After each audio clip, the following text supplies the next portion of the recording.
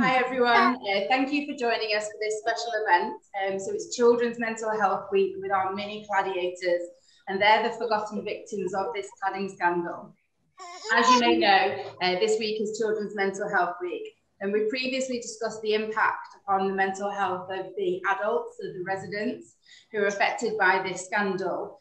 But this week we want to focus on the children who are also living in these dangerous buildings. Whilst the children may not have the stress of finding money to pay the bills to fix your buildings, the fact that the parents are stuck in this awful position will have an impact on the children. So today, as part of our programme of wellness events and in recognition of Children's Mental Health Week, we wanted to invite some parents to speak about what it's like to raise children in these buildings. So joining us, we have Lucy and baby Coyote, who are coming from Manchester. Yeah. We have Michael and Francis, who have got Ivy and Flynn with them. Say hi, guys. Hi. Hello. And then we have Helen and David, who have children, Holly and Jamie. So they're joining us from our sister group, Liverpool Cladiators. So we're grateful to be joined by George Clarke this evening as well, who's been a huge supporter of Manchester Cladiators and the End Our Cladding Scandal campaign. So I'll hand over to you now, George. Hi everyone, how are you all doing? Yeah, good. Yeah. This is gonna be really eventful with all the kids involved. It's gonna be amazing. And because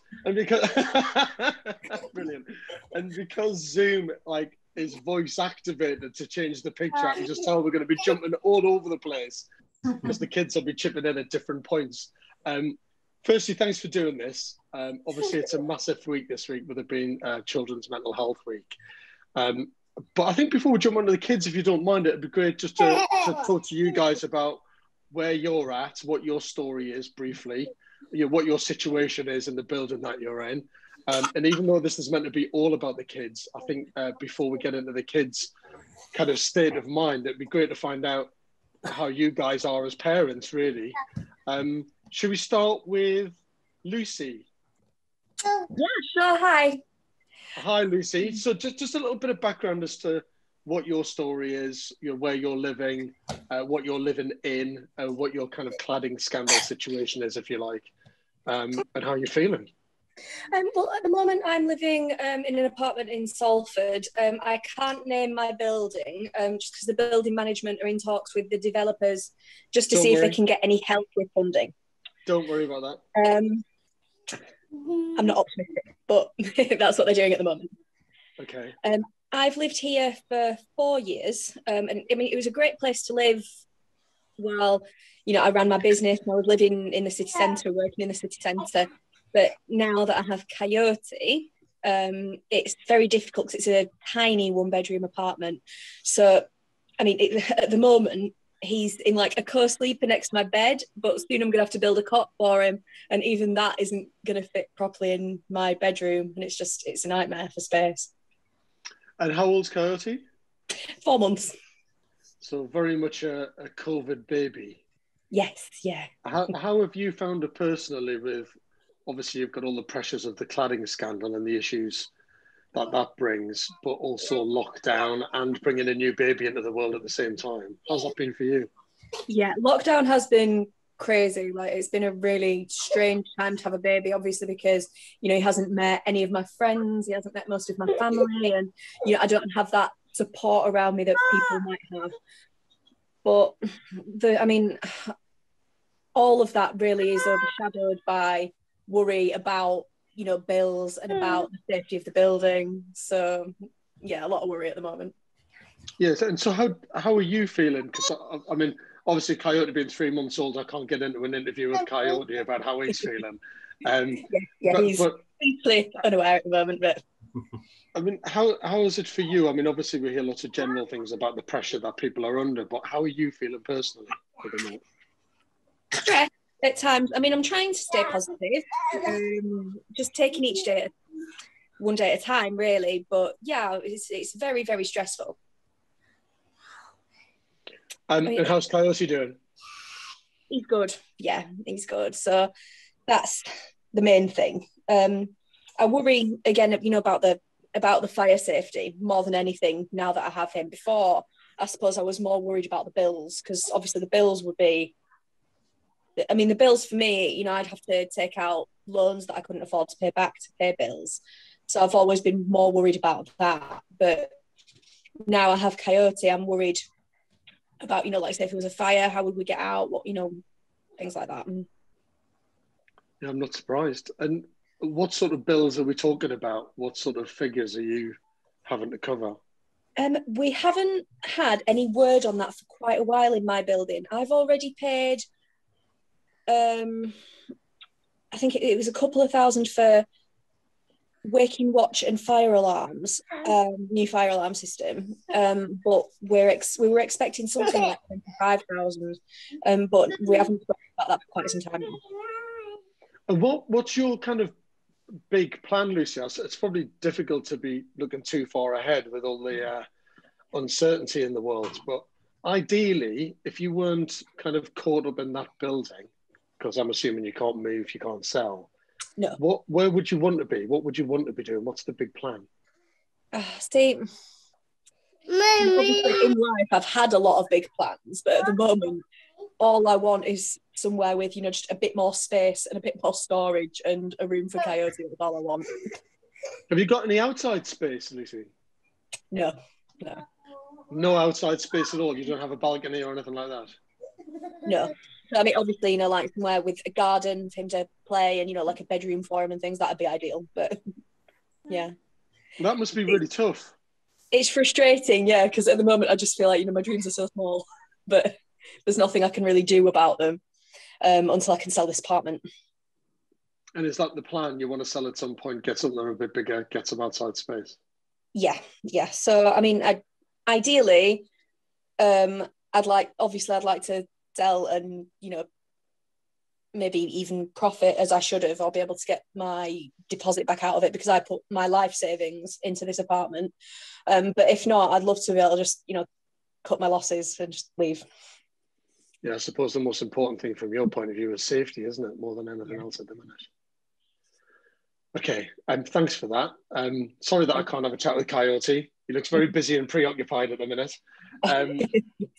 But look after yourself as well. And we'll open it up to a chat between all of us in a second. But I just think if I go and get each individual stories, then we can open up a little bit later on. Should we go to Helen and David? Are you there? Have I lost you? No, we're here. You're there. Excellent. God, I've been very quiet there. I started panicking. Hi, guys. How are you doing? You all right? Good. Yes, thank you. Yes. As well as can be expected, I suppose, is the annoying phrase, isn't it? So can you just give me your story as well? What's your situation? And then we'll come on to the kids. Yeah. So we own this 2-bed apartment in Runcorn. We've obviously got 2 children, 2 and 8. So they're really worlds apart in terms of age, and one being a boy and one being a girl. So they definitely need their own rooms. We've got HPL clad on and timber structure problems, so we've got a few things there. We've only known about this for the past just over a year, I suppose, but in that time we've had a waking watch, but then we got rid of that and by putting in an enhanced alarm system. So that cost us £1,500 last year. And the service charge doubled due to insurance. It's now gone up again because the really? Premiums, we're now for the buildings insurance, it's 504,000 for the year, and they want it up front as well. So despite having the enhanced alarm system, we are technically double the risk according to the buildings insurance. So that for us at the moment is definitely causing a lot of financial worry and stress, because it's our service charge is now double the cost of our monthly mortgage. We haven't had a remediation. Sorry, did you just say your service charge is double your mortgage payment? It is, yeah. Is it? Yeah. My God. Yeah. That's frightening, isn't it? Yeah, it's awful. And we have, I mean, this is prior to any remediation bill actually landing on us just yet. We've been told to expect that come the end of March, and I mean, honestly, don't know how one is supposed to pay that. We pay childcare, we both work full time, we're working at home, we've been considered key workers throughout this time. So, you know, we've not stopped yet. Every penny you make, I guess, is going towards somewhere where we're desperate to move. We need more space. We also don't have an outside either, and we've got two very lively children that desperately need to be able to get out. I don't think we've managed to venture out much this week at all. So, you know, with them not being at school and nursery, that's an impact too. So, it is definitely a challenge at the moment. And how much do you think the remediation bill might be for the repairs to the building? Really hard to say, but I don't imagine it would be any less than 30,000 per leaseholder in here. And who knows? It's probably even more. You just don't know, do you? And if you do have to pay that, how are you going to do it?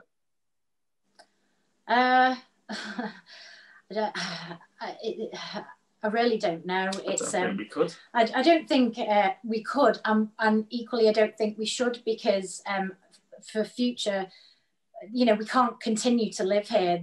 We have to, as a family, have a bigger home. We have to move. Honestly, that type of bill probably renders us living here for forever. Really, you know, there's no get out, there's no option, and I mean, there's always the what do we do? Is bankruptcy a better option, or do we just remain here and pay bills that we shouldn't be paying? It's a very hard predicament to be put in, I'd say. I mean, obviously, I agree with you. I don't think you should be paying either, but I think I was just throwing it in there that if it had to be paid and you really did need to do it, it sounds like you just wouldn't be able to make that payment. No, looking at other people that are, you know, on social media that are in the same sort of situation, the bills that are landing on their doorsteps at the moment, and the amounts that are being wanted, and the period of time that they're wanted in is completely unrealistic. Somebody, I think I saw today, had a bill that would exceed both our monthly income for the month. So we couldn't anyway. So and that's something nobody could ever plan for either. Exactly. Absolutely not. And in one of the most difficult economic times ever, when we're all just working so hard when we can to try and stay afloat. Obviously, it's Children's Mental Health Week, so I'd love to talk about the kids for a bit, if you don't mind. Yeah. How are they doing? And I suppose I'd love to ask that from 2 points of view, really. I suppose from the building safety point of view and the stress, because they must see the stress on you guys. You know, kids are pretty sharp, aren't they? They pick up on everything all the time. How are they feeling about that? And then how has COVID affected it, and the fact that you've had to stay home so much in a building that's not regarded as being safe? Yeah, I suppose we're very stressed with working as much as we do with everything that's going on here. There's no let up from the stress. It's with you all the time. It's definitely a weight on your shoulders. You can't shift, and whilst we do our utmost to be the best parents we possibly can be, that inevitably our stress is going to channel outwards and affect the children, whether it's just through us being impatient or not having, you know, your mind's taken up with so much else. How are the kids generally, though, if you don't mind me just jumping in there, Helen? How are they generally now? They're okay. They're definitely missing being able to get outside. I suppose when you ask how are they generally, Jamie's only 2, so he wouldn't have a clue about what's going on here. And if I'm honest, we haven't told Holly what the situation is at home with the building, because I think it's frightening, and she gets very frightened when the fire alarm goes off. It's happened not recently, but a couple of times in the night, and it's really shaken her. And who would want to tell their young child that the building they live in is so dangerous? It could, you know, it's so we've decided not to. That's why they're not in the room right now. We've decided to not let them be in on that. They're aware there's something, well, Holly is, a few things have happened here, such as we've got undercroft parking, and that's been prohibited. We're no longer allowed to park there, so there's parking chaos outside. So she will have noticed things, but hasn't really understood why that's happened. Have you got a picture of the kids? Because I can completely understand why you've not got them in the room. Can you hold it up the camera? I'd love to see them if you are. Yes, I'm hoping I can find. Can you see that okay? Oh, yeah. Adorable. So sweet. But it's amazing, isn't it, well, it's amazing that you've had to make a conscious decision of not letting Holly know because of the stress and anxiety that it could cause her. Because at 8 years old, she'll be on it. You know what I mean? She'll be very aware of it if you were to tell her. But you've made a conscious decision to literally shield her from that information. Yeah, it's too much for a child, and I think if you live in even just a 2-story house, the thought of your house, a risk to your house burning down as a child would be very scary. Remember how I would have felt about that as a child, whereas we're 4 floors up, you know, there's only one way out. And I don't want to give her that sort of worry about where she lives. And would you have moved by now, do you think, if it wasn't for the cladding scandal? Yes, we were very Absolutely. much. Yeah, we were. This was never the plan. No, yeah, we were very much saving to buy a home that was suitable for us all. A family home, and I guess that's all. Well, we can't sell. We can't really do anything at all. We're absolutely stuck. I think the terms of how we've purchased the apartment anyway is it doesn't allow you to sublet or anything, so we really are stuck here, and with the bills that we know to expect yet don't know what they're going to be is it's you can't plan, can't plan for a future at all at the moment. And that obviously is going to have an impact on the kids, even though they might not be aware of the cladding scandal. Yeah, they could have been living in a house with a garden and some outside space in a safe building now, couldn't they? Yeah, given the lockdown in the summer and the weather was brilliant, we've been devastated. We've not been able to let the kids enjoy all that whilst we've all been at home. We're stuck in here, and it gets really hot in the summer. So it's I bet it does. Yeah, so it's definitely been an impact on them not being able to get outside. And what impact do you think that is? I mean, I know this is kind of general for so many kids that are living in apartments at the minute, but let's talk about kind of Holly in particular. Have you seen any change in her over the last year? Good or bad, to be honest with you, but have you seen any change in the fact that she's, I suppose she's been locked in the house, hasn't she? She's not been able to get out. Yeah, she's definitely, we've definitely seen her say, oh, it would be really nice to get out. And I guess the hours that we're working don't really accommodate us being able to take them out during the day. It's been particularly hard for this lockdown because of the weather is not on our side and it's dark early. So as soon as we've finished work, that's it, it's pitch black. But yeah, she definitely misses, given she's not been able to be at school and see her friends and play outside there. It must be very, very hard. We live on top of each other here. It's so tiny, so it's not having that outdoor space is really crucial for children. And have you seen any change in her? Because the reason why I'm asking actually is, I mean, my kids, obviously it's full lockdown, they're doing online schooling at home, but I can definitely see that they've gone a bit, I mean, depressed is probably too heavy a word. I think that might be too strong, but I definitely feel like they've lost their buzz a little bit. They've lost their energy levels a bit. And I feel probably a little bit lethargic because they're not out there and socialising and having all the energy that kids would normally have. Have you seen anything like that? Yeah, I think actually you saying the word lethargic is exactly what we probably haven't said, but now you said it, we recognise is in Holly in particular. She definitely thrives from going to school, going outside, things like that. And yes, lethargic is exactly what I'd probably describe her as. Most days, a bit of sparkle, not quite there for sure. It's a shame, isn't it, when you think, like, I suppose our childhood were probably around the same age. You were used to hanging out with your mates, hugging your mates, seeing your mates, hanging out on the street, doing stuff. I probably spent more time outside in terrible weather up north compared to what I did inside. Do you know what I mean? And you think all that's been taken away from the kids at the minute, hasn't it?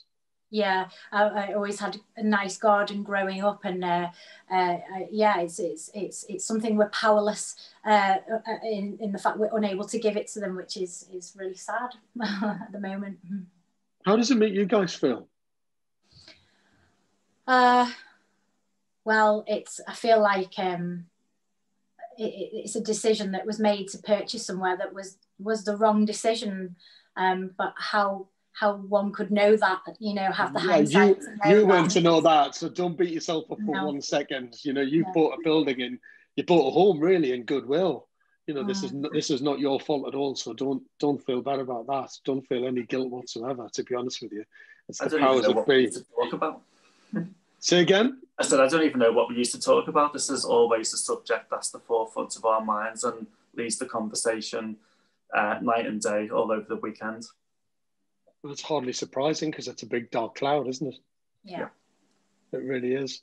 Well, look, they probably don't even know that you're talking to me, but I was going to say send my love to Holly and Jamie, and they'll be like, who are you talking about? That bloke off the telly, what are you on about? There's always a possibility we might break in. But... Well, if you want to bring them in at the end, when we're not talking about really awful, depressing things, bring them in, and I'll say hello to them at the end. Before we great. But honestly, thanks very much for taking the time to talk, and it must be really, really tough, but stay strong. Thank you. And I'm just going to say this anyway, but just never pay the bill. I'm going to get myself in trouble for this. So whoever owns your building, if they want to come and try and sue me for giving you like dodgy advice, then just never pay it and never move out. Do you know what I mean? Well, I'm going to get myself in massive trouble for that, but I just don't care. Because for me, it's the simplest thing in the world. You've bought a building in good faith, and that building should have been safe.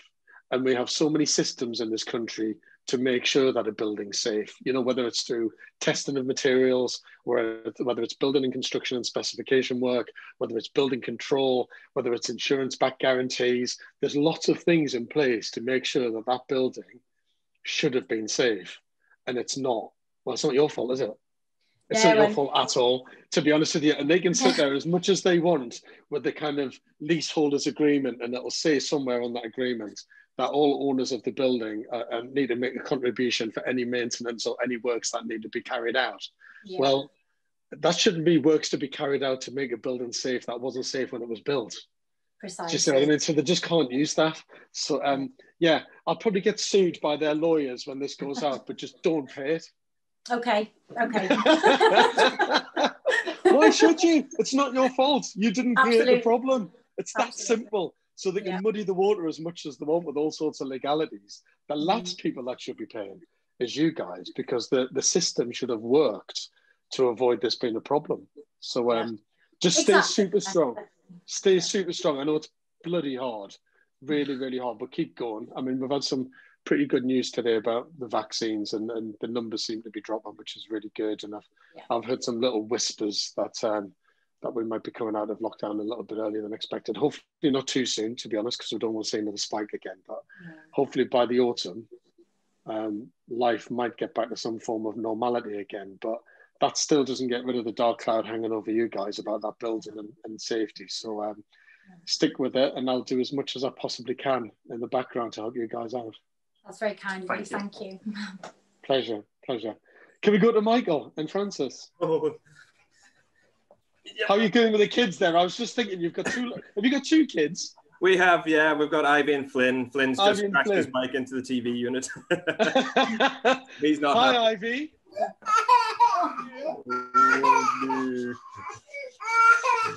Sorry about this. So, you can say hi? You can probably see a little scratch on my face there. I banged my face on the building site today, and that's bleeding. So I think I was crying at about the same level that Flynn is, to be honest with you.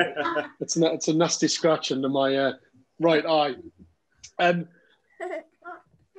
Ivy, how are you? Well, are you good? Yeah, you can say hello. Have you got no shine? That always happens, to be honest, as soon as I ask a question. Happens every time. And Michael and Francis, how are you guys doing?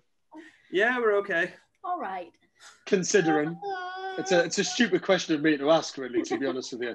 And I can tell by Francis' comment of "all right." That's probably as good as good as it's going to get at the minute, to be honest, isn't it? Yeah, it's one of those, all right, consider All it. right, yeah. It could be about 1,000 times better, let's put it that way. Just tell me what your situation is in terms of, I don't need to know about the exact location of your building or the name of it, but just what the situation is generally. So we live in an apartment in Manchester with the 2 kids. We've been here for a long time, so we were here before we had the children.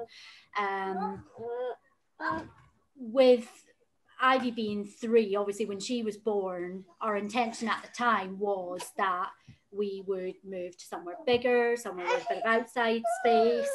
And then it didn't happen. We found out I was expecting Flynn, and we thought, oh, well, you know, we can manage with a baby and toddler for a little while.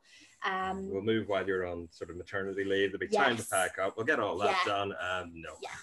And then none of that happened. So, then lockdown hit, and Flynn was about 6 months old. Yeah. All the nurseries were closed. So all of a sudden I was at home with a baby and a toddler, just as they were getting to that age where they suddenly both needed all things all the time. So that was. Have you got any outside space at all, Francis? We've got a very small balcony. It's like 3 feet wide at its widest, narrows to a foot. So they can go out there and blow bubbles, but that's about it. We're running around outside or anywhere, unfortunately. No, there's Helen, David, and Lucy are probably really jealous of your tiny little balcony, to be honest with you. Isn't it mad that we put such great value now on the tiniest little balcony? You know. And so, in terms of works to your building, have you been slapped with any bill or suggestion of a bill yet? We've had a bill for, we had to pay for wake and watch and fire alarm installation, which came in at about just over 4,000 last year. Our insurance has gone up by 5 times. Basically, it was 5 times. Yeah, it went from 24,000 in this building to 125,000 for the year. What? That has pushed our monthly service charge up over 300 a month, and we're expecting more costs to come in as well. We've had and what was your service charge before that lift, if you don't mind me asking, Michael? It was about £160 a month. It's gone to over 300 a month. So it's doubled. Yeah. Crikey. Yeah. And then we've had initial estimates on the works that are going to have to go ahead. And it's looking like somewhere in the region of something like 2.8, 2.9 million for 63 flats, which I think is going to work out at about 45,000 for each flat. Your maths is much faster than mine. Well done. 45 figures for much longer. 45 grand is a staggering amount of money, isn't it? Yeah. A staggering amount of money. And I'm going to ask you the same awful question. I feel bad asking it. How would you pay that if you had to? We can't. So it'll mean probably repossession or bankruptcy, repossession of the flat. And bankruptcy then will prevent me from continuing work because I work in financial services. I mean, that doesn't even bear thinking about, does it? Yeah, so it'll be, I don't know what will happen there. Well done for juggling the kids, as you all mind. I'm just seeing you do that. It's actually quite amazing skills. You should both be TV presenters, to be honest with you, because you're managing to stay really focused and juggle kids at the same time. Well, we've got more to send them off to here, so we're used to having them right on their feet. So we've had a lot of practice with the biscuit bribery and a bit of CBBS and, oh, here's a new shiny toy you've not seen in a few hours. Well, we're both working from home as well on top of everything like that. So there's a couple of days a week where they're at home as well because we couldn't afford nursery more than 5 days a week on top of everything else. To be honest, if you're doing biscuits and CBBS and throwing toys around, I'm coming round. It sounds amazing. That's the house I want to be in. Obviously, it's as well. Fantastic.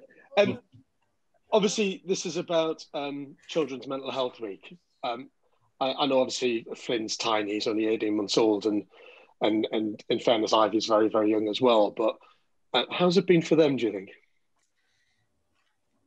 I think for Ivy, it's been a challenge because she's already had the massive changes for her of having a new baby in the house. Yeah. And then when the lockdown happened, suddenly she couldn't see any of her little friends at nursery, so she was at home all the time, not able to go anywhere. When they couldn't go to nursery, they didn't have the outdoor space anymore either. So yeah. That was that. She's probably seen the stress that we're under at the moment, especially we just found out about the sort of figures for the expected repair work just before Christmas. Found out on the 22nd of December, which was in fun over Christmas time. What a wonderful Christmas gift that is, isn't it? Yeah. So she's aware that we're kind of stressed out as well. And yeah, I think she's got a lot of energy, and she just needs more space to be able to run that out a little bit.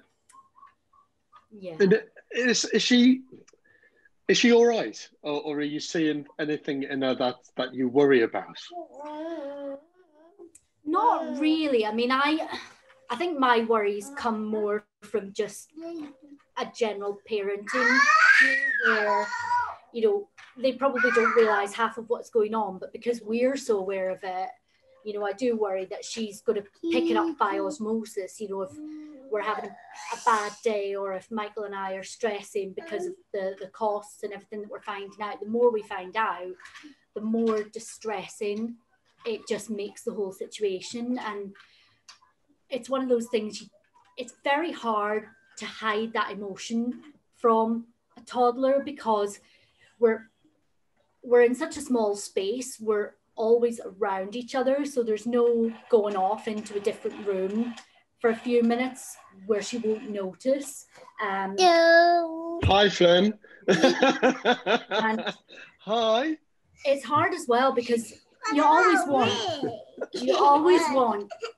your home to be the safest place in the world. And it's a very hard sell when I know that that's not 100% true right now. Yeah. It's hard to make it at home. Yeah. It is gone from being a home to just this big financial sinkhole at the minute, that we think, well, why put energy into you know, trying to make it work for us in terms of making more space, doing more works, when it's all for naught. You know, we can't even look forward to selling it, because at this point in time it looks like we may never be able to, while they're you know, still small. I have to say, you're both doing brilliantly well there. That's quite amazing how you're juggling two kids in front of the camera like that. I'm so impressed. But it's I mean, you've made a really important point, I think, that when you think that whatever home you're in, it doesn't matter whether it's a 1-bedroom apartment, 3-bedroom apartment, 4-bedroom house, home is home, isn't it? And you want to love where you live. You must hate that place. Is that too strong? Is that too strong?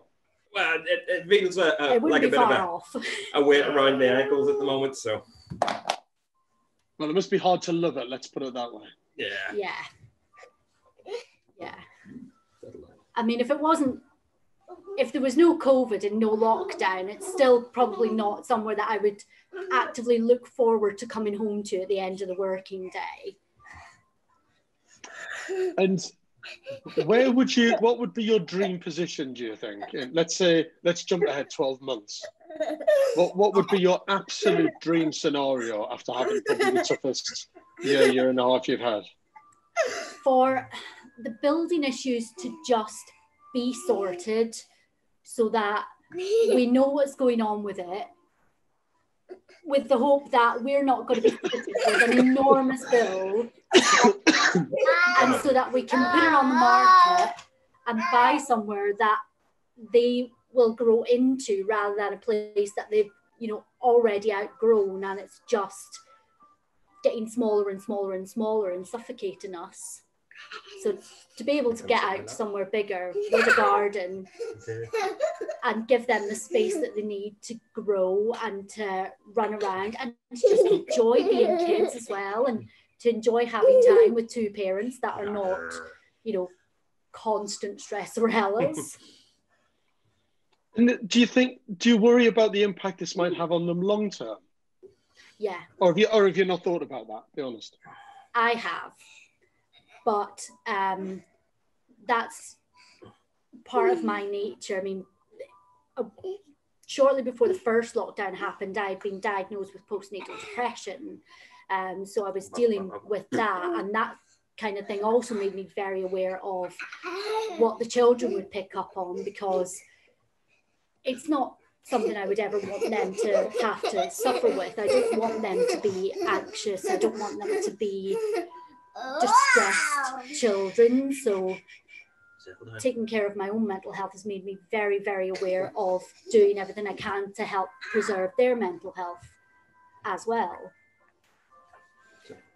Well, in some ways, you're not really asking for much, are you, when you think about it? You just want your home to be safe, and you want to have the flexibility to be able to move if you want to move.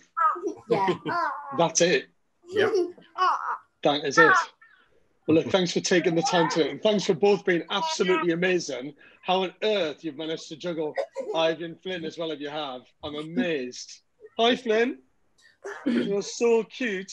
Ivy, thank you very much, Ivy, for being so brilliant. You've been so good. And I love the aeroplane that you had flying behind your mum's head for quite a long time. I was worried it was going to drop on your mum's head at one point, but that was very, very good flying skills. I'm quite impressed. And guys, thanks so much. Thanks for giving the time. I really, really appreciate it. Thanks to Lucy. Thanks to Helen and David as well. I know it's a really, really, really tough time. I know it's really difficult. But there are a lot of people, as you know, from the Manchester Cladiators and myself, and there's lots of other people that I'm very close to, who are battling as hard as we possibly can to get the government and to get the industry to do the right thing. So stay strong, stay safe as you possibly can. I know that's a ridiculous thing to say. When everyone says stay home and stay safe for COVID, that might be easy for everybody else, but it's impossible for you guys, isn't it? You can only stay as safe as you can in a building that isn't safe. But please do stay safe, honestly, and really look after yourselves. Thank you. Thanks, George. Thanks, everybody. Particular thanks to the mini Cladiators that we've got here. Obviously, it's just an awful situation for all of you, and as George said, we'll continue to fight until we get a fair resolution, and hope it needs to be sooner rather than later, because it's just. We've heard the difficulties for anyone living in these buildings, especially when there's children there as well. So we've got the End Our Cladding Scandal has set out 10 asks of government, and one of them is to help support the mental health of people living in these buildings. So we continue to ask for that, but ideally all we want is for them to fund the remediation of your buildings as soon as possible. So thank you for everyone for joining us for Children's Mental Health Week, and I'll see you all soon. Did I hear a rumour, by the way, that one of the mini Cladiators had some kind of branded onesie or pyjamas or something like that? Is that true? See in Coyote. Coyote's got it. Have you ever seen Coyote or not? Lucy, just talk for me, because we need your voice to activate the camera so I can see you. Oh, sorry. Oh, look at that. Coyote, that's awesome. That's you. Coyote, you are an awesome mini Cladiator. That is the most wicked top ever. I love that. Oh, it's absolutely beautiful. Gladiator, aren't you? Really, really beautiful. Listen, guys, I can't thank you enough. Honestly, I really mean that from the bottom of my heart. And I suppose there's only so much that I can do. I'm just a humble architect, but I will push and push and push as hard as I possibly can with all the rest of the Cladiators and everybody else in Britain who knows that, as I said before, that the government and the industry should be doing the right thing. So don't give up hope. We're all here for you. We're battling for you. Thanks so much. Thanks for your time.